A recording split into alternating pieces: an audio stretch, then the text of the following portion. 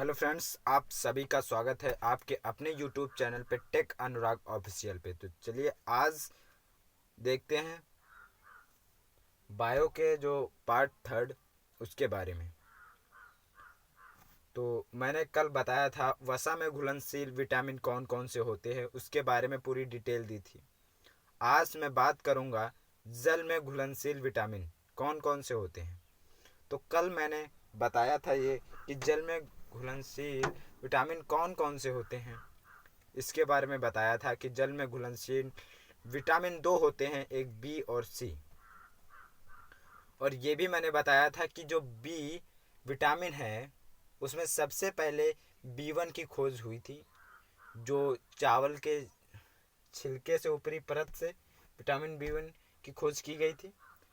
तो चलिए, और ये भी बताया था कि विटामिन बी में 12 से 13 विटामिन खोजी गई हैं, जिसको बी कॉम्प्लेक्स कहते हैं।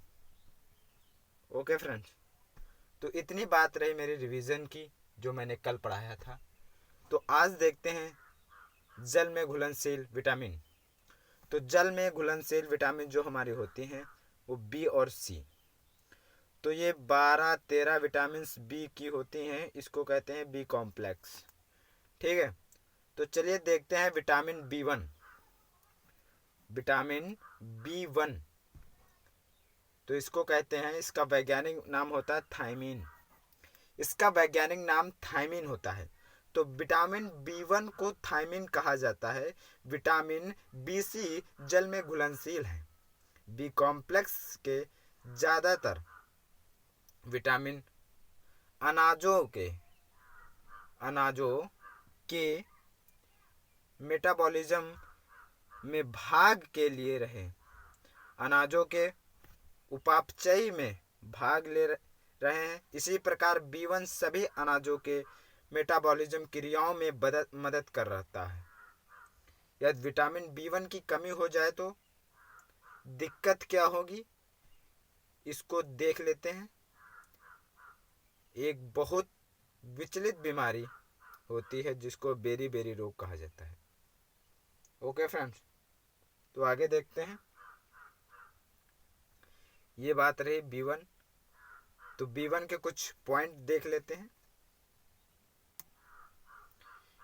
विटामिन बी1 की कमी से बेरी बेरी रोग होता है, यह आप सभी लोगों को आशा करता हूँ पता होगा। और बेरी बेरी से क्या हो रहा है, बेरी बेरी रोग से क्या हो रहा है, हृदय को बांधने वाली जो मांसपेशियां हैं वो कमज़ोर हो जाती हैं। हृदय को जो कंट्रोल करती हैं, हार्ट को जो कंट्रोल करती हैं मांसपेशियां, वो कमज़ोर हो जाती हैं विटामिन बी1 की कमी से। इसमें लगातार डायरिया बना रहने तथा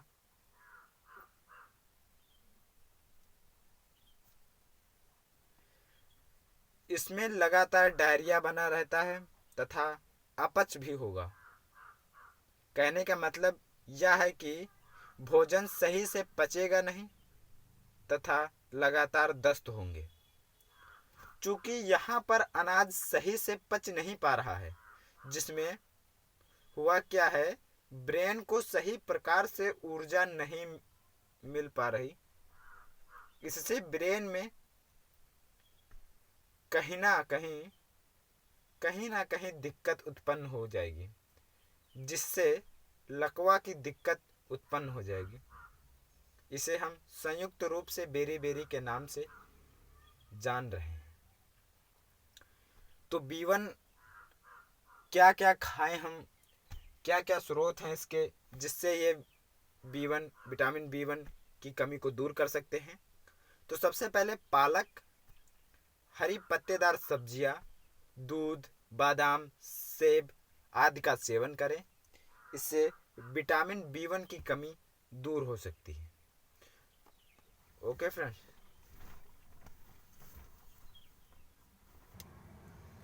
चलिए फ्रेंड्स, अब बात करते हैं विटामिन बी2 की। विटामिन बी2, इसका वैज्ञानिक नाम क्या होता है, रीबो फ्लेविन। रीबो फ्लेविन इसका वैज्ञानिक नाम है। और ये फैट, ये इसमें वसा की बात होती है, फैट। तो विटामिन B2 की कमी से किलोसिस नाम की बीमारी होती है। विटामिन B2 की कमी से किलोसिस नाम की बीमारी होती है।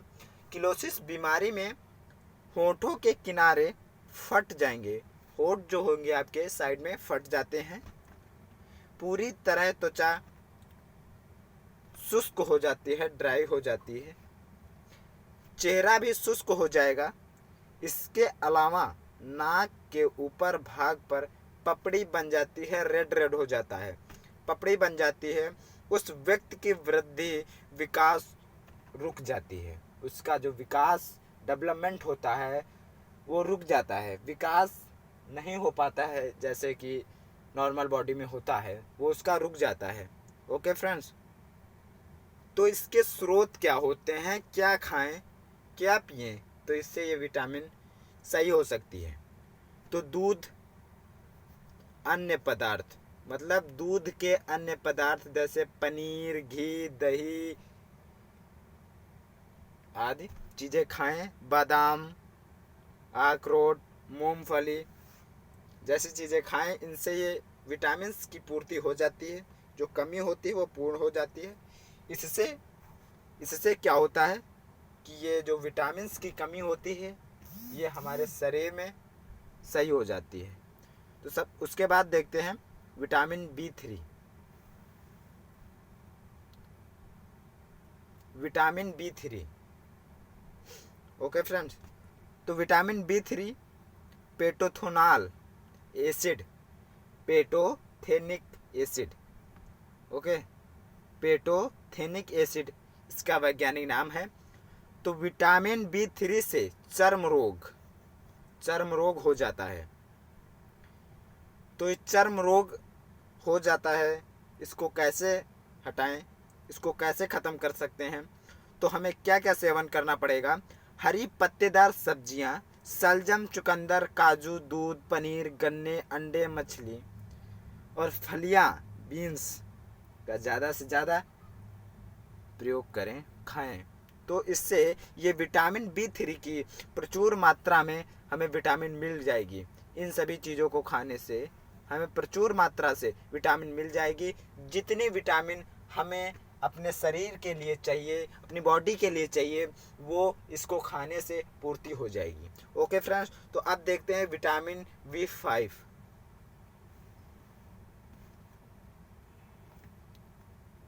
देखते हैं विटामिन B5, इसका वैज्ञानिक नाम क्या होता है? नियासिन, ओके, इसका वैज्ञानिक नाम नियासिन होता है। और इसकी जो बीमारी होती है फ्रेंड्स, पेलाग्रा, चर्मदाह, इसमें अनाज सही से पच नहीं पाता। इसमें जो हम खाते हैं वो सही से पच नहीं पाता है और हमें सही से ऊर्जा नहीं मिल पाती है और पाचन क्रिया में दिक्कत आ जाती है। जब हमें सही से प्रोटीन नहीं मिलेगी, वसा नहीं मिलेगा, तो दिक्कत तो आनी है। तो इसमें जब पच नहीं पाता है सही से तो दिक्कत आ जाती है, ठीक है। लगातार डायरिया बना हुआ होता है, पाचन क्रिया में दिक्कत हो जाती है।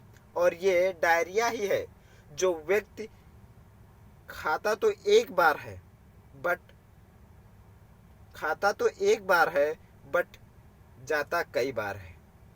अक्सर होता है, बहुत लोगों को देखा होगा कि खाते तो बहुत बट लगता नहीं।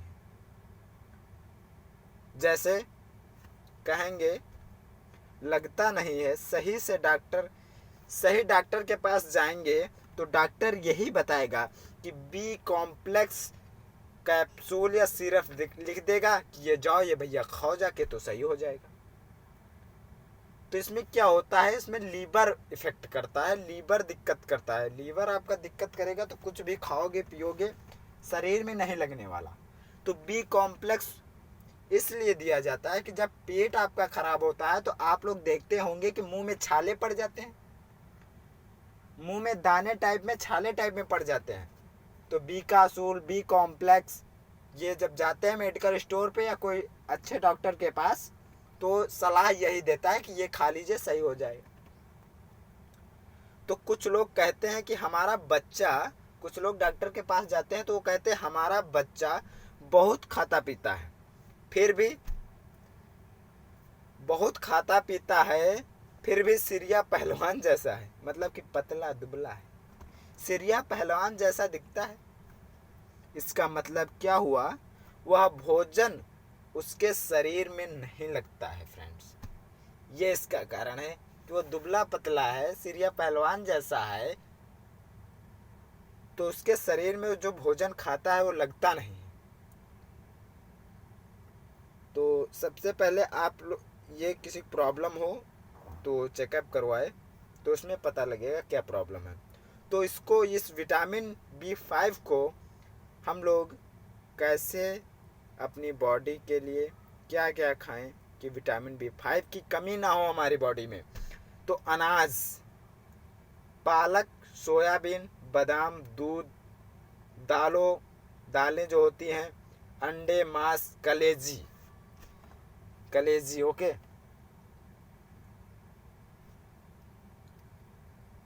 अब बात आती है कलेजी लीवर को कहते हैं, ओके फ्रेंड्स। तो चलिए देखते हैं। विटामिन हमारे शरीर में निर्मित नहीं होता है, इसे हमें रोज लेना पड़ता है। विटामिन B5 जो है वो हमारे शरीर में निर्मित नहीं होती, कोई आनुवांशिक चीज नहीं है कि पीढ़ी दर पीढ़ी चलती रहेगी।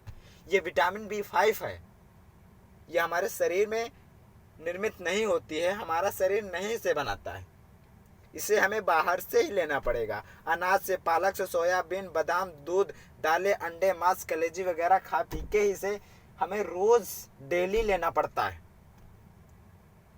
जो विटामिन वसा में घुलनशील है उसे रोज ना लें तो कोई प्रॉब्लम नहीं होगी, लेकिन जल में घुलनशील वाले विटामिन रोज लेना पड़ेगा फ्रेंड्स। इससे नहीं लेंगे तो आपको ही दिक्कत होगी।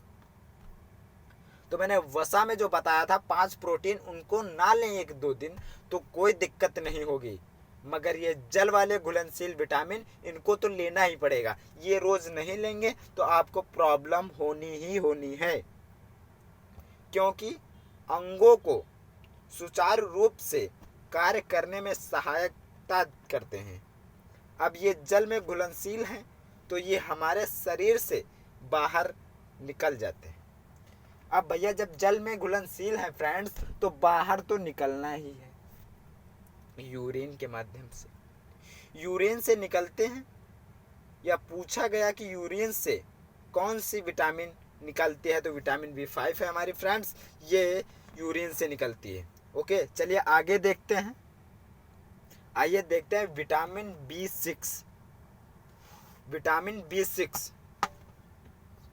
इसका क्या है, पैरिडॉक्सिन। ओके, हम इसके बारे में देखते हैं। हम यहाँ पर 3 विटामिन को लेते हैं, ओके, जो मुख्य रूप से रक्त के निर्माण में भाग लेने वाली। ये मुख्य रूप से रक्त मतलब ब्लड के निर्माण में, इसको बनाने में भाग लेने वाली हैं। तो कौन कौन से हैं विटामिन, उनके बारे में जरा देखते हैं फ्रेंड्स। हाँ, तो ये है vitamin 6, vitamin 9, vitamin 12, B6, B9, B12। ये जो है B6 ये रक्त का निर्माण करती है, RBC, WBC आप देखे होंगे, सुने होंगे, ये रक्त ब्लड का निर्माण करते हैं। और RBC जो हमारी होती है वो रेड होती है। और इससे विटामिन 6 की कमी से कौन सा रोग होता है, तो एनीमिया हो जाता है, रक्त अल्पना। ओके फ्रेंड्स, इससे एनीमिया रोग हो जाता है। तो B6, चलिए इसके बारे में थोड़ा देख लेते हैं। B6 पाएगा और रक्त को हमने बताया कि यह बोन मेरो में बनता है।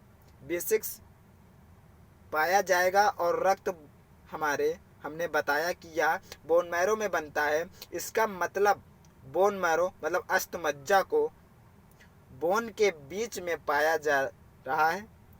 उसमें आरबीसी लाल रक्त कणिकाएं बनेंगी। ओके, लाल रक्त कणिकाएं बनेंगी। जो B6 की कमी आ जाएगी तो सेल में दिक्कत आ जाएगी फ्रेंड्स। जो B6 की कमी आ जाएगी तो सेल में दिक्कत आ जाएगी और आरबीसी का निर्माण बाधित हो जाएगा। आरबीसी का निर्माण नहीं हो पाएगा, रुक जाएगा, धीरे धीरे होगा। जब धीरे धीरे होगा, मुझे जैसे फॉर एग्जाम्पल 50% आरबीसी का निर्माण चाहिए एक दिन में, तो 20% हो रहा है तो 50% का रेशियो कहाँ कंप्लीट कर पाएगा? कंप्लीट नहीं होगा, तो हमारी बॉडी के लिए वो लाभदायक नहीं है। तो इसलिए हमारी बॉडी को लिए जितना चाहिए उतना पर्याप्त मात्रा में नहीं बन पाएगा, जो B6 विटामिन B6 की कमी हो जाएगी। रक्त का निर्माण रुक जाएगा और एनीमिया रोग हो जाएगा। इसे स्वप्न का विटामिन भी कहते हैं। इसे स्वप्न का विटामिन भी कहते हैं। बट फ्रेंड्स, दिन का सपना अच्छा नहीं होता, रात का सपना अच्छा होता है। क्यों? क्योंकि स्वप्न जो देखना अच्छी बात है। स्वप्न देखिए, बड़े बड़े सपने देखिए, बड़े बड़े सपने देखिए, बड़े बड़े सपनों को फॉलो करिए और उसके सपने पूरे भी करिए। इसे स्वप्न का विटामिन भी कहा जाता है। स्वप्न मेरा मस्तिष्क जो है वो देखता है और ये मस्तिष्क की एक्टिविटी, जैसे हम लोग सुबह वर्कआउट जाते हैं तो वैसे ही सोते समय अपना वर्कआउट करता है। तो इसको विटामिन 6 को कैसे, क्या क्या चीज़ें, क्या क्या स्रोत हैं इसके, वो हम चीज़ों का सेवन करें तो विटामिन B6 हमें प्रचुर मात्रा में मिल जाएगी। तो पालक, सोयाबीन, दाल, हरी पत्तेदार सब्जियां, दूध, बादाम, मछली, कलेजी, अंडे, इन सभी का सेवन करेंगे। जो हम इन सभी चीज़ों का, जो जैसा है शाकाहारी मांसाहारी वो अपने हिसाब से करेगा। ऐसा नहीं है कि मांसाहारी में सारी विटामिन हैं, ऐसा कुछ नहीं है कि हम मछली खाएंगे, कलेजी खाएंगे, अंडे खाएंगे तो हमें ही विटामिन B6 मिलेगी, ऐसी बात नहीं है। पालक, सोयाबीन, दाल, हरी सब्जियां, दूध, बादाम वगैरह में भी हैं। तो चलिए अब देखते हैं B12। चलिए फ्रेंड्स देखते हैं विटामिन B12 इसके बारे में। इसका वैज्ञानिक नाम क्या है फ्रेंड्स? सबसे पहले देखिए, साइनोकोबाल्मिन। ओके, तो देखते हैं इसका पॉइंट, कुछ पॉइंट मैंने लिखा है। वह कौन सा विटामिन है, क्वेश्चन आता है लेखपाल वगैरह में, कंपटीशन में क्वेश्चन आता है। क्या आता है क्वेश्चन? ये क्वेश्चन, वह कौन सा विटामिन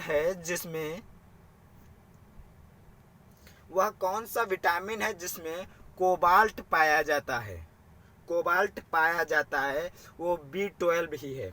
और इसमें कोबाल का आया है तो फ्रेंड समझिए कोबाल्ट, कहीं ना कहीं इसमें कोबाल्ट की बात हो रही है। कोबाल्ट, तो कौन सा विटामिन है जिसमें कोबाल्ट पाया जाता है? B12। यह रक्त के निर्माण का मुख्य विटामिन है। ये सबसे मेन विटामिन है जो रक्त के निर्माण में काम देता है। आरबीसी के निर्माण परिपक्व में भाग ले रहा है। यह आरबीसी के निर्माण एवं परिपक्वता में भाग ले रहा है। आरबीसी के कणों का जीवन काल 120 दिन होता है। ये फ्रेंड्स बहुत ही इंपॉर्टेंट बात है कि आरबीसी के कणों का जीवन काल कितना होता है? 120 दिन का होता है। 120 दिन में आरबीसी डेड हो जाती है। तो इसके स्रोत क्या हैं, इनके बारे में जान लेते हैं। इनका जो स्रोत है वो पालक है, दूध है, पनीर है, सोयाबीन, बादाम, मांस, अंडे, मछली, कलेजी, ये इसके स्रोत हैं। अब देखते हैं विटामिन B9। विटामिन B9 इसका वैज्ञानिक नाम होता है फेलिक एसिड ग्रुप। ठीक है फ्रेंड्स, तो चलिए देखते हैं। यह रक्त के निर्माण में सहायक है। यह रक्त के निर्माण में सहायक है। कैसे? आरबीसी कणों के निर्माण में प्लस डीएनए का संश्लेषण, ये दोनों, फर्स्ट आरबीसी कणों के निर्माण में, दूसरा डीएनए का संश्लेषण, ये दोनों में इन्वॉल्व है। तो चलिए देखते हैं कैसे। तो आरबीसी B9, विटामिन B9 का काम होगा तो रक्त अल्पता होगी, तो खून की कमी होगी, तो खून की कमी से एनीमिया होगा। ओके, जब फ्रेंड्स खून की कमी होगी, खून आपके बॉडी में नहीं होगा, तो ऐसा रोग, एक भयानक रोग हो जाएगा आपकी बॉडी को, जिसका नाम है एनीमिया। ओके फ्रेंड्स, तो आगे देखते हैं। एनीमिया रोग हो जाता है। ओके फ्रेंड्स, तो आगे देखते हैं। समझिएगा, ऐसे ही मैं समझा रहा हूँ, कोई लिख नहीं रहा हूँ, लिखने में बहुत टाइम लगेगा, ऐसे ही समझा देता हूँ। आशा करता हूँ आप सभी को समझ में आ जाएगा। बस बात यह है कि ध्यान से देखिएगा, ध्यान से देखिए। तो डीएनए के संश्लेषण में कमी आ जाएगी और डीएनए के निर्माण में दिक्कत रहेगी। और डीएनए तो आनुवांशिक पदार्थ है, डीएनए एक आनुवांशिक पदार्थ है। इसी की छोटी भाग डीएनए गुणसूत्र का निर्माण होता है। इसका छोटा भाग जीन कहा जाता है। इसके छोटे भाग को जीन कहा जाता है। और जीन पर ही जीवन संबंधित सारी सूचना आती हैं कोडिंग भाषा के माध्यम से। कोडिंग भाषा में हमारे शरीर में जीन का निर्माण कैसे होगा, रंग कैसा होगा, आकार कैसा होगा मेरी बॉडी का, यह सब जीन पर निर्धारित होता है कि हमारी बॉडी का कलर, रंग, भेष, बॉडी का स्ट्रक्चर कैसा होगा, ये सब जीन पे निर्भर करता है। जो जीन में दिक्कत आ गई तो हमारे प्रोटीन में दिक्कत आ जाएगी फ्रेंड्स। और प्रोटीन हमारे शरीर में 14% भाग बना रहा है। मतलब जैसे हमारे बॉडी का पूरा परसेंटेज निकाले तो 100% जैसे निकालते हैं, तो 100% में 14% मेरे प्रोटीन होती है। तो हमारे शरीर के निर्माण में बाधा उत्पन्न हो जाएगी। कहाँ पर? माँ के गर्भ में। इसलिए जो गर्भवती माँ होती हैं उनको B9 या पोलिक एसिड की गोली दी जाती है। छोटी छोटी होती है, वाइट, वो गोली दी जाती है। ये अनिवार्य रूप से दिया जाता है। किसी भी गर्भवती महिला को आयरन की गोली, कैल्शियम की गोली और B9 की गोली अनिवार्य दिया जाता है। B9 डीएनए के संश्लेषण में सहायक है। इंडिया की जो भी रिपोर्ट है, मेरे पूरे इंडिया की, भारत की, मेरे प्यारे भारत की जो भी रिपोर्ट है वो बताती है कि भारत में ज़्यादातर महिलाओं को B9, विटामिन B9 की कमी होती है। भोजन से भी B9 प्राप्त होता है। कैसे? क्या खाएं तो B9 प्राप्त होगा? तो चलिए देखते हैं। भोजन से भी B9 प्राप्त होता है, तो क्या खाएं ऐसा? फलियां, बीन्स, बादाम, अखरोट, पालक, दालें, चुकंदर, अंडे, मछली, कलेजी, इन सभी चीज़ों का सेवन करें। जो जैसा कर पाए, शाकाहारी शाकाहारी, मांसाहारी मांसाहारी, जो जैसा कर पाए, बट इन सभी चीज़ों का सेवन करें। तो इससे हमारी B9 विटामिन की प्राप्त हो जाएगी हमारे शरीर में। अब देखते हैं लास्ट विटामिन, विटामिन C। इसका वैज्ञानिक नाम होता है एस्कॉर्बिक एसिड। तो चलिए देखते हैं फ्रेंड्स इसके बारे में।